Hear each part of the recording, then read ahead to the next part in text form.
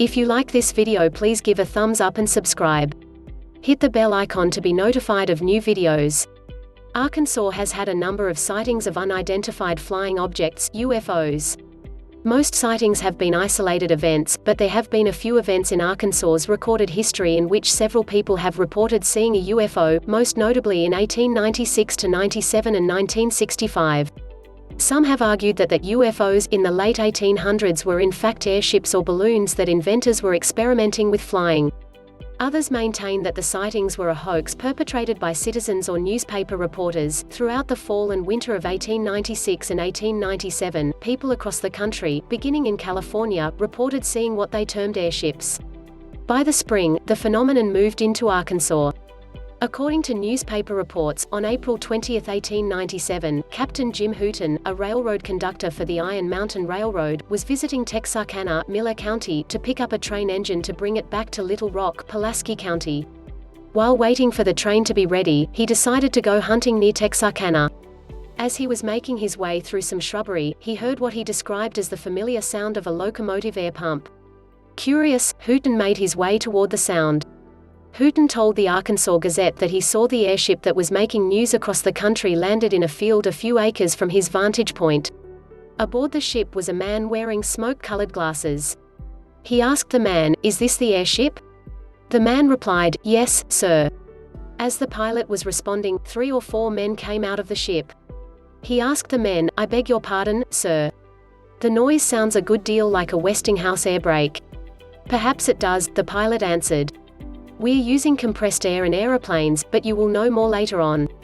Perhaps the most prominent of the 1897 sightings in Arkansas occurred in Hot Springs, Garland County. On the rainy evening of May 7, Constable John J. Sumter and Deputy Sheriff John Mulmore were riding horseback outside the city limits. As they were riding, they saw a bright light in the sky that quickly disappeared. Puzzled, but not too alarmed, the two kept on their journey. Suddenly, they saw the light again, this time much closer to the ground. The 2 lawmen rode on to investigate. According to the account they gave to the Hot Springs Sentinel, they rode until their horses refused to go any farther. They dismounted and drew their weapons. They described seeing a cigar-shaped vessel, 60 feet long. Walking around the ship were several men, all shining lights, while another filled a sack with water. Sumter and Mulmore asked the men what they were doing. A bearded man, holding a lantern, came near the policemen and told them that they were traveling through the country on an airship. The presumed pilot of the airship asked if the 2 lawmen would like to ride in the ship, saying that he could take us where it was not raining. We told him we believed we preferred to get wet. The pilot said their eventual destination was Nashville, Tennessee. The lawmen let the airship go on its way. The airship sightings even caught the attention of the Arkansas General Assembly, which was debating issues regarding the Arkansas Railroad Commission. These reported airships seemed to be moving around the state without paying taxes, and the Arkansas Senate passed a resolution declaring that the airships should be paying taxes on the freight they carried. In 1965, there was another rash of UFO sightings nationwide. On August 4, 1965, in Viney Grove, Washington County, Bill Estep reported seeing a flashing light in the sky.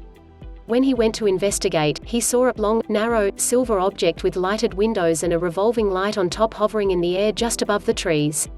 Although police were unable to confirm Estep's report, Reuben Strong of the Prairie Grove Police Department, who investigated the claim, told the press that he believed that Estep had seen something. That same night, people throughout Fayetteville, Washington County, reported lights in the sky. A few days later, 2 women reported seeing a strange aircraft land in a field near Blytheville, Mississippi County. That same August, residents of Fort Smith, Sebastian County, reported seeing strange aircraft in the sky. The sightings drew the attention of Project Blue Book, a project developed by the United States Air Force to investigate the UFO phenomenon.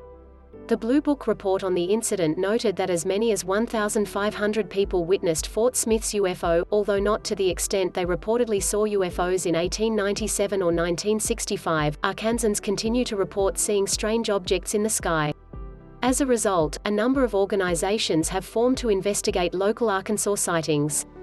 The Mutual UFO Network (MUFON) and other groups such as the National Investigative Committee on Aerial Phenomena (NICAP) have continued to investigate sightings.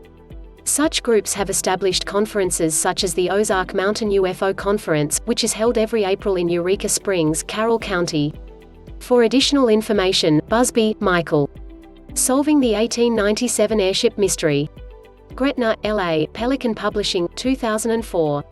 Fort Smith Radioman Report UFOs, Begin Watch with Cameras. Arkansas Gazette, August 4, 1965, p. 8a. Saw the airship. Arkansas Gazette, April 22, 1897, p. 3, swear they saw it. Arkadelphia Southern Standard, May 14, 1897, p. 2, swore they saw it. Arkansas Gazette, May 9, 1897, p. 1, UFOs are reported in North Arkansas, cameras catch none. Arkansas Gazette, August 5, 1965, p. 13a. UFOs sighted here. Lincoln Leader, August 12, 1965, p. 1, Brian by Arkansas State Archives.